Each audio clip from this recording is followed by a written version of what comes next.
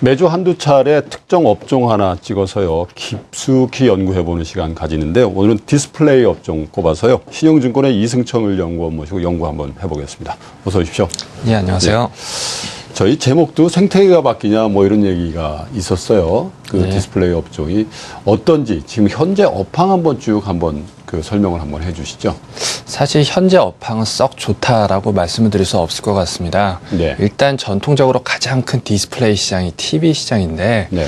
TV 시장의 출하량 자체가 2011년 이후로 거의 성장을 보이고 있지 못한 상황이고요.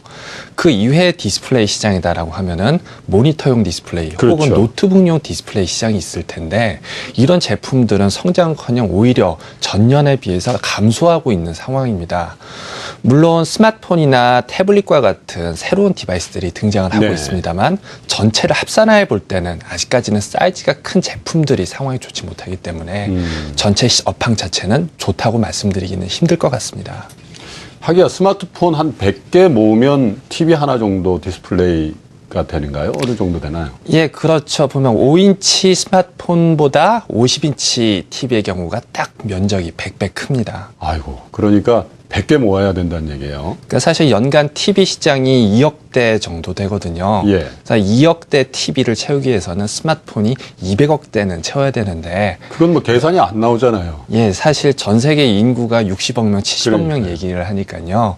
단순히 면적으로만 보면은 TV를 따라가기는 힘들죠. 근데 우리 시청자 여러분들이 디스플레이 산업 그러면 뭐 삼성전자다, LG전자다, TV를 만드는 완제품을 만드는 회사들을 좀 생각하기도 쉬운데 연구원님께서 좀 설명을 한번 해주세요. 그 우리 투자자 여러분들이 디스플레이 산업하면 상장되어 있는 대표적인 디스플레이 업체는 어떤 데가 있다. 먼저 좀 열거를 해주시면 이해하기 좀 쉬울 것 같아요. 사실 그 부분에 대해서 일반 투자자들이 약간 오해가 있는 것 같습니다. 그러니까 삼성전자나 LG전자는 뭐 TV와 같은 디스플레이 제품을 만들기는 하지만 이 위에도 핸드폰이나 냉장고와 같은 제품을 만드는 종합 가전업체로 보시는 게 맞는 것 같고요. 흔히 디스플레이 업체다라고 하면은 그러한 TV, 모니터, 노트북에 들어가는 디스플레이 패널을 만드는 업체를 일컫습니다. 우리나라의 대표적인 디스플레이 업체로는 상장업체 중에서 LCD 패널을 만드는 LG 디스플레이가 있고요. 가장 큰 데죠? 예. 그 LCD는 아니지만 PDP 패널 역시도 디스플레이로 분류되기 때문에 PDP 분류를 제조하는 삼성 SDI 역시도 디스플레이 업체로 분류를 할 수 있습니다. 해외 업체를 본다면은 이런 업체들과 경쟁하는 업체로는 대만에는 AU나 이노룩스 같은 업체, 그래서 일본에는 샤프와 같은 업체들이 대표적인 경쟁 디스플레이 업체가 될 수 있겠고요. 일본의 샤프사의 경우는 디스플레이 패널도 만들고 디스플레이 패널을 이용해서 TV 완제품도 만들기 때문에 어찌 보면 우리나라 디스플레이 업체와도 경쟁을 하고 삼성전자나 LG전자와 같은 가전업체와도 경쟁하는 업체라고 볼 수 있습니다. 그런데 이제 우리나라 디스플레이 관련 대기업 하면 LG그룹의 LG디스플레이하고 삼성그룹의 삼성 SDI나 뭐 삼성전기 뭐 이런 회사들을 꼽으시잖아요. 예, 그렇죠. 어떠세요? 뭐 두 그룹이 뭐 대표적인 우리 그 대기업 중에 하나입니다만은 디스플레이 산업만 놓고 보면 뭐 음과 양이 좀 나눕니까? 아니면 같은 분위기예요? 아까 디스플레이 업황은 그렇게 좋지는 않다 이렇게 말씀을 주셔서 구분을 좀 해보고 싶은데요. 사실 계속 오르락 내리락이 반복되고 있습니다. 작년 연간 실적으로 본다라고 하면은 사실 삼성 디스플레이가 LG 디스플레이, 그러니까 삼성 그룹 계열사가 LG 계열사에 비해서 압도적으로 좋은 실적을 보일 걸로 예상되는 상황이에요. 그 이유는 전체 업황은 안 좋은 가운데 삼성 디스플레이는 사실 주력 제품을 LCD가 아니라 아몰레드 패널로 몰고 가고 있는 상황이거든요. 그래서 LCD는 굉장히 수익성이 안 좋은 데 비해서 아몰레드 패널은 갤럭시 시리즈의 호조를 바탕으로 해서 그동안에 실적이 굉장히 좋았기 때문에 뭐 LG 디스플레이나 여타 LCD 업체들이 실적이 안 좋은 동안에 삼성 디스플레이는 사실 승승가도를 달려왔습니다. 하지만 최근에 한두 달로 상황을 요약해 본다라고 하면은 다소 상황이 좀 다를 수 있을 것 같습니다. 그동안에 이제 승승장구를 달려왔던 갤럭시 시리즈가 갤럭시 S4부터 약간의 노이즈가 발생하더니 판매량이 줄고 있으니까요. 뭐 판매량이 준다라기보다는 과거처럼 그렇게 높은 성장률을 보이지 못한다라고 말씀드리는 게 좀 더 정확할 것 같습니다. 그러니까 갤럭시 노트 3 이후에도 예전처럼 그렇게 폭발적인 성장을 네. 보여주고 있지는 못한 것 같아요. 그래서 그동안에 꾸준히 성장을 해왔었던 아몰레드 패널이 최근에는 약간 좀 성장세가 둔화된 게 아니냐라는 우려가 드는 반면에 LCD 패널을 생산하는 LG 디스플레이의 경우는 뭐 기존의 LCD를 사용한 대표적인 제품들, 뭐 아이폰이라든가 아이패드라든가 이런 제품들이 판매 호조를 보이면서 오히려 실적 면에서 좀 더 삼성 디스플레이에 비해서 꾸준한 게 아니냐라고 하는 그런 예상들이 많이 나오고 있는 상황이고요. 사실 주가 역시도 이를 많이 반영해서 최근 보면 삼성전자가 좀 시장의 기대에 미치지 못하는 그렇죠. 실적을 발표한 바 있고, 이 때문에 삼성 SDI라든가 제일모직이라든가 그러니까 삼성그룹 계열사들이 전반적으로 주가가 최근에 좋지 못한 상황이고 실적 역시도 그렇게 좋을 걸로 예상되지는 않습니다. 그러니까 LG그룹에서는 물론 최근에 증시가 워낙 좋지 않았기 때문에 LG그룹주가 좋다라고 말씀드리는 건 어폐가 있었습니다만 10%에서 20% 하락을 보였던 삼성그룹 전자계열사는 달리 LG 디스플레이를 중심으로 한 LG계열 회사들은 상대적으로 주가 면에서 꾸준한 흐름을 보였었거든요. 안 빠지고 있다 이런 말씀이세요? 예, 상대적으로 좀 더 견조한 측면을 보인 거죠. 그러니까 엎치락 뒤치락 하고 있는데 최근의 분위기는 다소 LG그룹의 디스플레이 계열사 쪽에 훨씬 또 좋은 분위기가 좀 잡힌다 이런 말씀이신 것 같은데, 자, 시청자 여러분들이 기다리는 것 가운데 하나가 4분기 실적은 삼성전자 거는 이제 발표를 해서 뭐라고 할까요? 간을 좀 봤는데 간이 영 안 좋아요. 근데 이제 디스플레이 쪽에서도 말씀하신 삼성이나 LG 계열사뿐만 아니라 이제 연관 업체들 과연 이 디스플레이 업종의 실적은 어떨까 하고 기다리시는 분들도 있는데 어떻게 전망을 하세요? 사실 개별 회사로 들어가면 약간 다를 수도 있겠지만 전체적인 업황으로 볼 때는 실적이 전반적으로 좋지 못한 상황이 될 것 같습니다. 네. 그러니까 통상적으로 디스플레이 성수기가 부품 기준으로는 3분기 그리고 세트 기준으로는 4분기가 성수기라고 얘기를 네. 하는데요. 작년 3분기부터 사실 패널 가격이 많이 빠지기 시작했거든요. 네. 그러면은 그거는 성수기 효과가 제대로 나타나지 않았다라고 그러네. 해석을 할 수 있고요. 4분기 세트 업체 역시도 성수기 효과가 나타나지 않은 효과를 직접적으로 아마 받았을 수밖에 없을 것 같습니다. 그렇다라고 한다면은 관련된 디스플레이 패널 업체들 혹은 패널 업체와 관련된 부품 업체나 장비 업체들 역시도 4분기 실적에서 썩 좋은 실적은 기대하기는 힘들 것 같습니다. 네. 별로 희망적인 뉴스는 아닌 것 같네요. 자, 라스베가스에서 언제 폐막이 됐나요? 지난주에 폐막이 됐나요? 세스라고. 예, 그 박람회죠. 가전제품 박람회가 가장 큰 박람회인데 아무래도 뭐 한국의 IT 업계, 특별히 디스플레이 업계가 세계 시장을 선도하는 입장에 있다 보니까 뉴스에서 보니까 삼성관, LG관에 가장 많은 이 관람객들이 몰려 있다 이런 것들을 봤는데 특이한 거는 이제 보니까 큰 화면이 이렇게 휘어지는 이 공면형 화면들 같은 거 가변형이라고도 하는데 예. 그런 것들을 양사가 다 경쟁적으로 좀 내놓고 소비자들도 좀 주목을 하는 것 같던데 어떤 특징이 있고 어떤 의미가 있을까요? 일단은 이번에 뭐 삼성전자와 LG전자가 각각 발표한 가변형 TV는 예. 양사가 사실 좀 다른 모습을 보였습니다. 예. 전년까지만 하더라도 사실 두 업체들 간의 제품이 대동소이했는데 이번에는 LG전자의 경우는 사이즈가 77인치짜리 기술은 아몰레드 기술을 사용한 이 가변형 TV를 출시를 했고요. 77이 지금 굉장히 큰 거죠? 예, 상당히 큰 사이즈요. 예. 삼성전자는 85인치짜리 더 아몰레드가 아닌 LCD를 사용한 가변형 TV를 출시했습니다. 예. 사실 뭐 이 두 기술 중에서 뭐 어떤 제품이 더 좋냐? 사실 우열을 가리기는 힘듭니다. 사이즈로 보면은 삼성전자의 제품이 LG전자보다 더 크기 때문에 예. 뭐 큰 게 더 좋은 게 아니냐라고 생각할 수 있는 더 반면에 비싸겠죠. 그 대신. 사실 또 LCD TV보다는 아몰레드 TV가 보다 더 만들기 힘든 측면이 있거든요. 예. 그렇게 본다라고 하면은 LG전자 77인치짜리가 LCD보다 작기는 해도 더 높이 평가해야 된다고 볼 수도 있을 것 같고요. 즉 양사의 제품의 우열은 가리기는 힘들 것 같고 이러한 쇼에서 발표된 제품들이 시장에 출시됐을 때 이제 소비자들이 과연 어떤 제품을 선택할 것인가를 좀 더 두고 봐야겠죠. 근데 이제 그런 대형 화면을 가진 게 LCD든 뭐 아몰레드 간에 화면이 이렇게 이 공면으로 휘어진다는 얘기잖아요. 예, 그렇죠. 근데 그게 소비자들한테 어느 정도 어필할 걸로 보세요.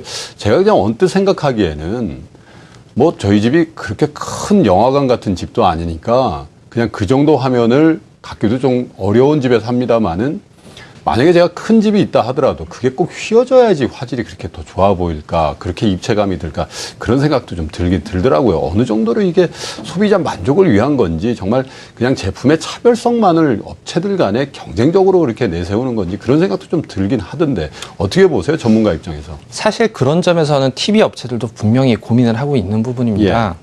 그러니까 소비자들이 디스플레이를 봤을 때 느끼는 이제 만족감, 이런 부분은 여러 가지 요소에 의해 결정되거든요. 네. 흔히들 보면은 가장 중요시 되는 게 디스플레이 사이즈, 그다음에 디스플레이 해상도, 밝기, 이런 부분이 고려되고, 사실 곡률, 그러니까 휘어지는 정도 같은 경우는 과거에는 다소 그렇게 중시되지 않던 요소였습니다. 네. 근데 하지만 보면 최근에 뭐 디스플레이 업체들 간의 경쟁이 워낙 심해지다 보니까 이 차별화될 수 있는 요소들이 점점 줄어들게 되고, 거기에서 경쟁 업체들과 차별할 수 있는 요소로 그러한 곡률까지도 업체들이 만들 때 고려를 하게 된 부분이 있거든요. 근데 그렇다고 해서 그런 곡률이 업체들만의 기술과시지 메리트가 전혀 없느냐 하면은 네. 사실 그건 또 아닙니다.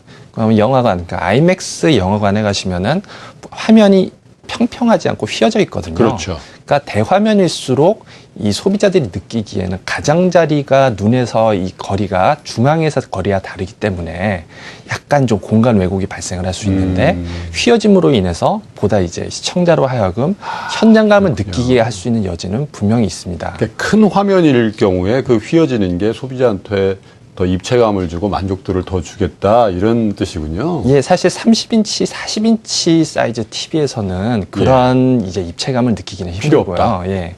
70인치, 80인치쯤 돼서 영화관 같은 느낌이 드는 TV의 경우는 분명 그런 부분이 메리트를 가질 수 있고, 이제 관건은 만드는 제조업체가 어느 정도 가격에 그런 제품을 내놓을 것이고, 가격이 문제죠. 이제 그만한 가격을 이제 수용할 만한 소비자층이 얼마나 이제 두텁겠느냐, 그 부분이 다소 관건이 되겠죠.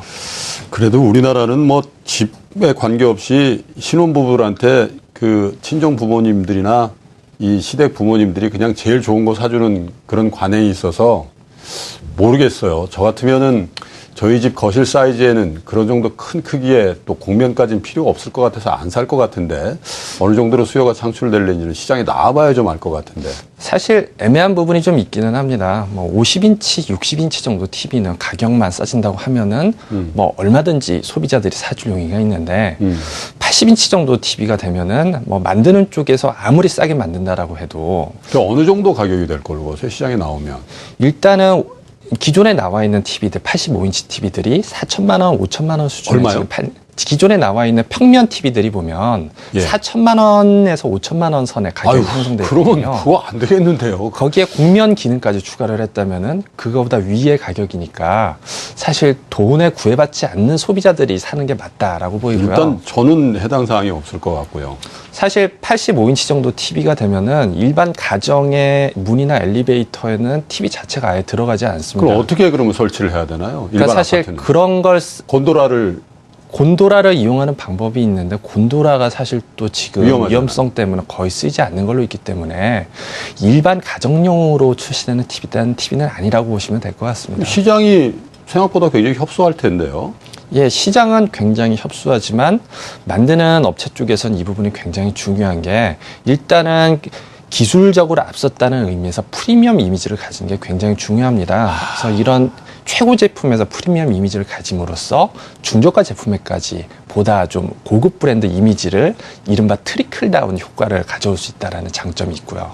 근데 그게 이런 반론들도 있어요. 예를 들면 그 삼성이 이제 선도적인 그 기업 이미지를 만들기 위해서 그 웨어러블이라고 하나요? 이제 손목시계형 그 모바일 이런 것들을 만들잖아요. 예. 실질적으로 뭐 국내에서는 거의 찾아보기 힘들 정도로 잘 안 팔리는데, 그걸 왜 만들었냐? 선도 이미지를 만들기 위해서 그랬다. 그런데 그게 사실은 어떻게 보면 마케팅 비용이다, 이렇게 볼 수도 있는 여지가 있지 않겠어요? 예, 그렇죠. 디스플레이도 그런 것 같은데요. 소비자들은 정작 찾을 수도 없는 가격대에 그걸 만들어 놓고 거기에서 나오는 어떤 비용 이런 것들이 실제로 30인치, 40인치, 50인치 소비자들이 찾는 그런 디스플레이 또 TV에 가격이 전가되는 거 아닌가, 그런 생각도 드는데요. 어떻게 보세요? 사실 단기적으로 생각하시면 그렇게 될 수 있겠지만, 네. 대략 한 5년 전, 6년 전으로 거슬러 올라간다라고 하면은 40인치, 50인치 TV 가격이 뭐 수백만 원에서 1,000만 원이 넘어가던 가격이 형성되던 네. 때도 있었거든요.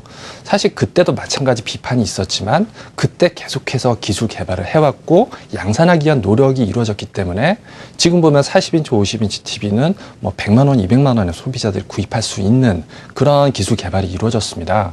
그러니까 사실 80인치 가격 자체도 지금이야 뭐 다소 상징적인 가격이지만 이러한 노력이 여러 업체들 간에 이제 경쟁이 이루어진다라고 하면은 근시일 내에 소비자들이 그만한 TV를 상당히 싼 가격에 살 수 있는 기회가 오겠죠.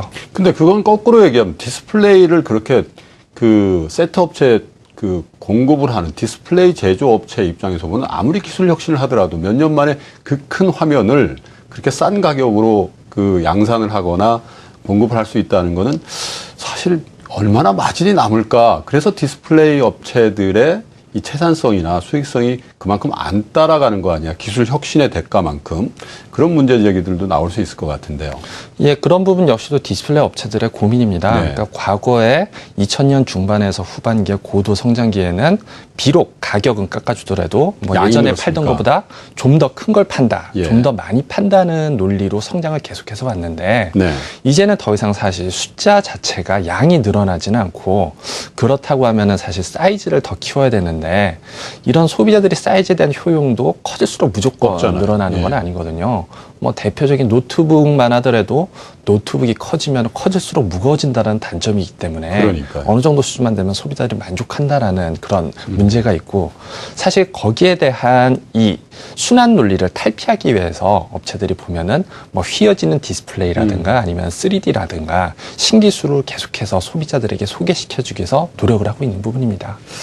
그러니까 돈이 되는 것들을 집중적으로 판다기보다는 이렇게 이미지를 만들기 위해서 한다 이런 느낌이 들어서 자꾸 개운치가 좀 많은데 자 이제 크기라든지 그 익스테리어라 그러죠 외향에 대한 얘기는 요 정도 해보고요 실질적으로 선명도라든 입장에서 보면 HD TV가 있고 울트라 HD TV 그러니까 UHD TV가 이제 본격적으로 나오는 거 아니겠습니까? 예. 그 선명도도요. 저희 같은 이제 TV에 출연을 자주 하는 사람 입장에서는 저렇게까지 선명해야 될 필요가 있나 이런 생각도 가끔 하게는 되더군요. 예, 사실 TV에 출연하는 연예인이나 아니면 방송 종사자 입장에서는 UHD TV가 썩 달갑지는 않을 것 같습니다. 사실 좀 그래요. 예전에 화질이 좋지 않던 시절에는 뭐 출연자들의 피부가 좋다, 좋지 않다 이런 얘기도 별로 없었는데 뭐 HD 방송이 보급되면서 피부에 대한 코멘트도 하기 시작했고 그러니까요. 사실 UHD로 가게 되면은 뭐 현재 뭐 FHD에 비해서 화소 자체가 4배로 늘어나게 되는 그 정도 고선명한 상황인데 뭐 좀 전에 피부에 대해서 언급을 했습니다. 그런 부분 농으로 하고 뭐 방송 기자재라든가 아니면은 콘텐츠 제작, 배급 이런 부분에서 완전히 다 바뀌어야 되는데 TV라는 단말기 하나만 바뀌어서는 사실 그런 부분이 완전히 정착되기 힘들 것 같고요.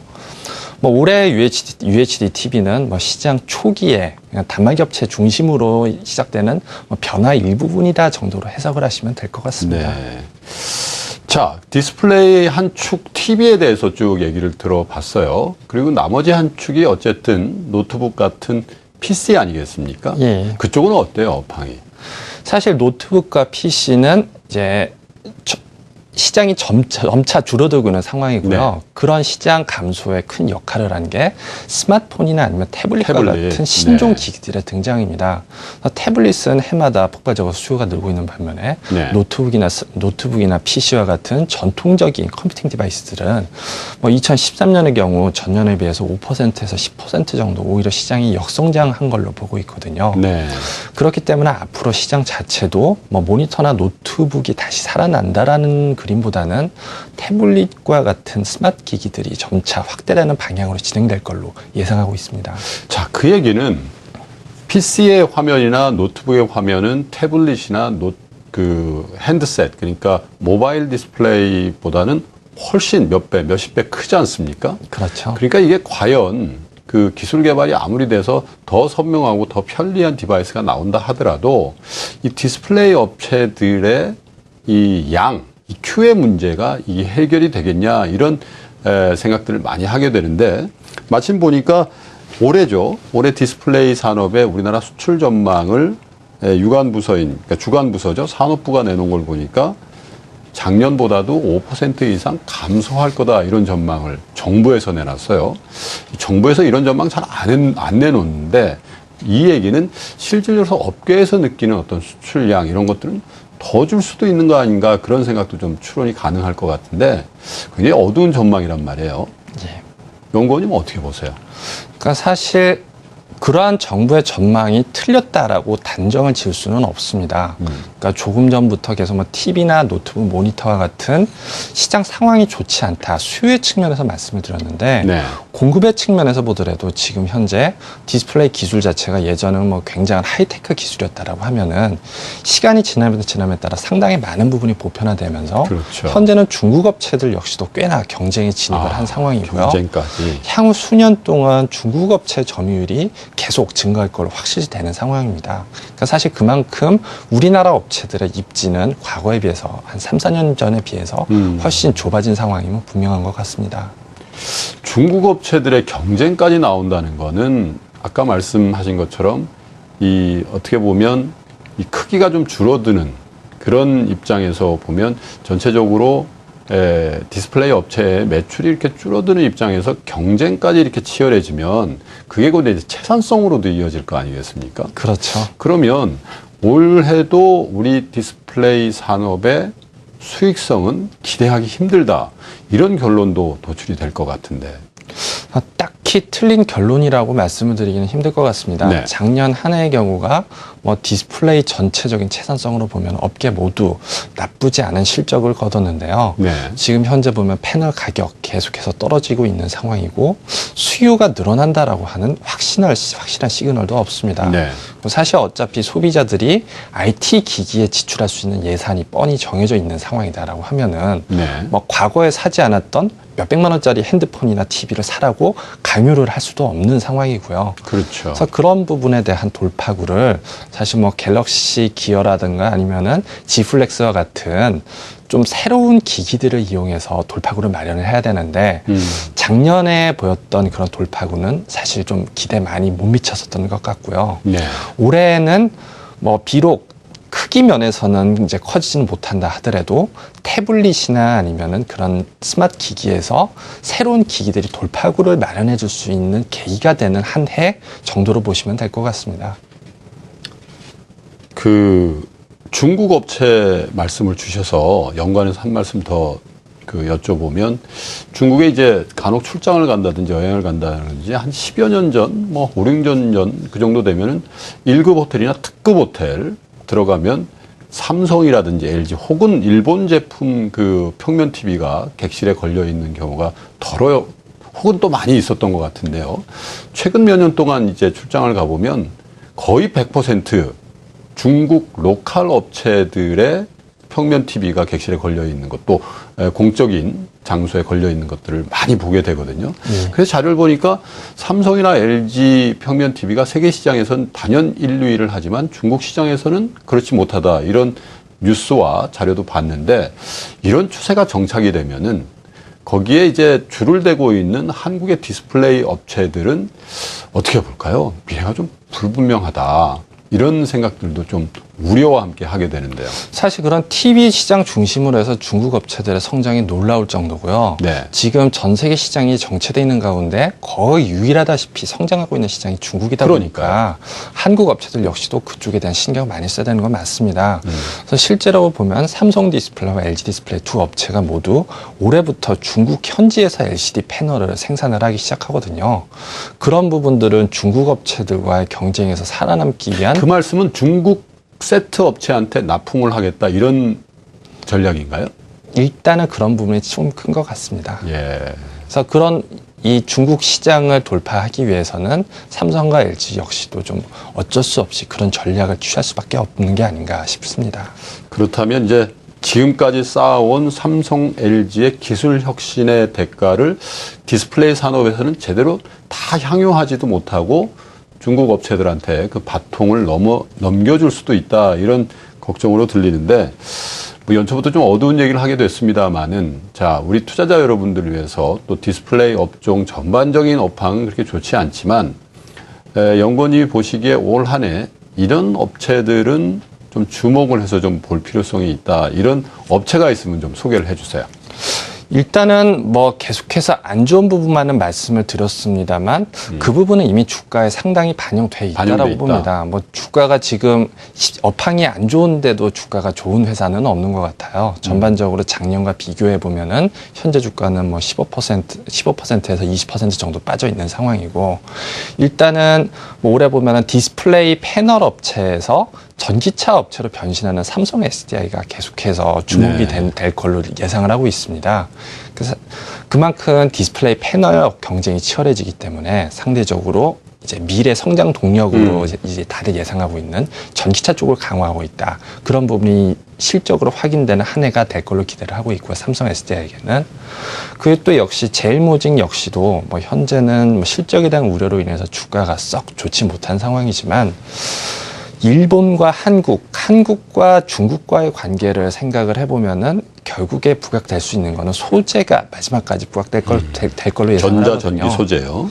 그러니까 한국과 일본이 경쟁하는 상황에서 일본의 완제품 업체와 일본의 부품 업체가 한국과의 가격 경쟁, 제품 경쟁력에 밀려서 점차 실적도 안 좋아지고 급기야는 뭐 망하는 회사들까지 나왔는데, 일본의 소재 회사들은 여전히 보면 막강한 경쟁력을 가지고 있습니다.